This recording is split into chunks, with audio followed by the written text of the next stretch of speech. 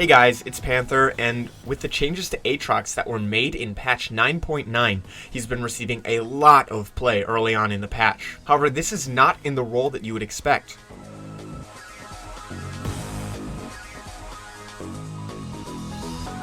Now before we get into the video, I want to remind you to like the video and subscribe to the channel. We post new content made by challenger players every single day. Now without further ado, let's get into those changes. Historically, Aatrox has been played in a solo lane, either top or mid. However, with the 9.9 changes, he's been seeing more play in the jungle than in a solo lane. I want to go over these changes really quickly, just so you guys can kind of understand why he's been seeing so much jungle play. The first thing we need to go over is his passive. This is the biggest factor in Aatrox moving to the jungle. Instead of just dealing damage, Aatrox's new passive now heals him on his next auto. His passive will also charge faster when autoing and landing Qs on jungle camps. This means that Aatrox is able to sustain through the jungle insanely well. In fact, oftentimes you can end your clear full HP with 2 smite charges and your pots left over. This is how ridiculous Aatrox's sustain is early on in the game. This sustain only goes up the later you get in the game as well,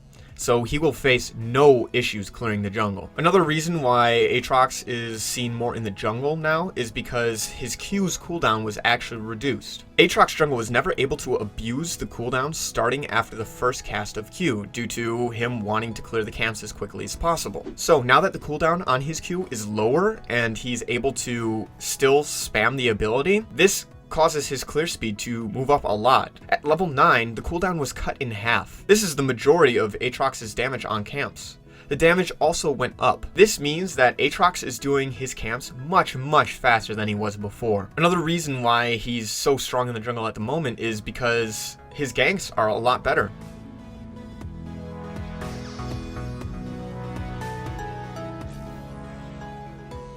At level 1, Aatrox gained 10% slow on his W. This is the ability that you max last historically, which means you will be receiving this utility a lot earlier in the game. The trade-off is the cooldown is a lot longer. However, this doesn't matter for jungle Aatrox because you're only going to be using this ability once per gank. One of the other reasons that Aatrox was moved away from top lane or mid lane was because the change done to his E. Aatrox's E used to grant attack damage for 1.5 seconds. However, this was removed. Now, the attack damage granted from Aatrox's E was never very useful in the jungle due to it being so short. This is why we're seeing Aatrox move away from solo lanes. This attack damage was very important for trading on early in the game. Just getting an auto reset with additional attack damage was very strong for early trades. Now, admittedly, the changes to Aatrox's ult don't really have much to do with Aatrox moving into the jungle, but I'll still go over them. Aatrox will no longer guaranteed revive when he ults. You need to get kill participation in order to revive on Aatrox's ult. They also reduce the cast time and increase the slow, meaning if you do get revived, you're not really going to be able to use it as a bailout mechanic. It's more for getting into the fight, staying in the fight, life-stealing through a fight, and such. I wanted to go over Aatrox's early clear next. You want to be warding the enemy raptor at 35 seconds and then backing for a sweeper. The reason that you do this is so that you can have sweeper on a 90-second cooldown as opposed to waiting 240 seconds for your next ward. Now, any pathing is available to Aatrox. His sustain is so good that you can do whatever you want, really. So with that being said, I'm only going to go over the 2 most popular paths that I have seen. The first clear is the standard leash clear. This is where either your top lane or your bot lane leashes you red buff. You're going to have red buff leashed to you and then move down to your Krugs. You want to smite the large Krug, and then you can look for a level 2 gank somewhere. This could either be the top lane, the bot lane, or mid lane. Any lane is available for you. After doing that, you can look to invade the enemy blue buff or path to the opposite side of the map for your blue buff.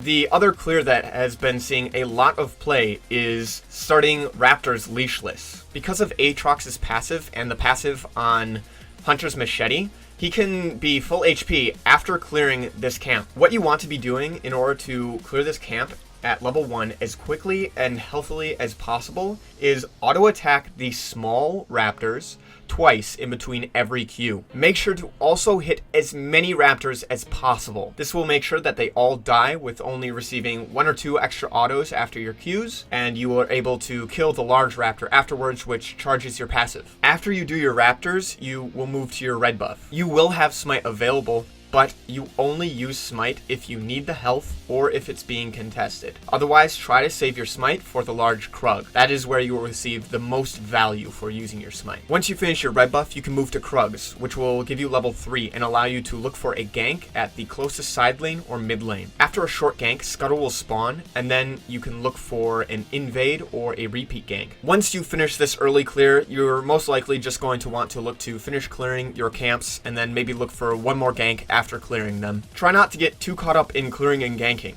Since Aatrox is so healthy in the jungle, a lot of the time you might be sitting on 2,000 gold. You want to make sure that you're still basing and buying items. Otherwise, you will be a lot less effective on the map. One of the things that Aatrox is so good at is soloing dragon on its spawn. You want to make sure that you get a base off before doing this, and that way you will be much healthier after the dragon and you will be able to just walk away in case things go poorly. Once mid-game hits, you're going to want to be looking for small skirmishes in the jungle if possible. Aatrox's mobility is fantastic, so he can get away from a fight that's going poorly, and his ulti plus blue smite gives him plenty of move speed to chase targets down. Aatrox's ulti also gives a lot of sustain in a fight. He can easily lifesteal through a 1v1 or a 2v2 with his new ultimate. However, try to stay away from a full-fledged 5v5 until you have a lot of items, as you can be focused down and denied your revive.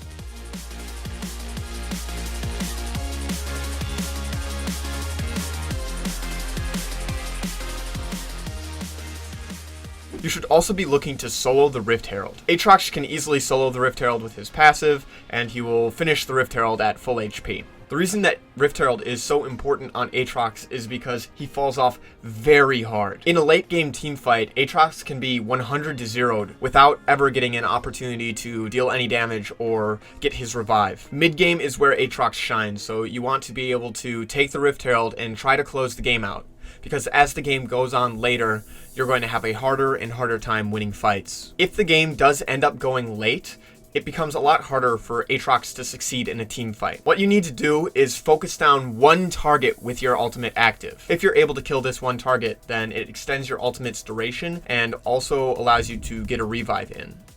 Remember, Aatrox's new ultimate is very, very, very important in order to be staying alive in a team fight. Focus down targets one at a time and try to extend your ultimate's duration as long as possible. You don't always want to go for a huge AoE, as getting a reset is so important to your champion now.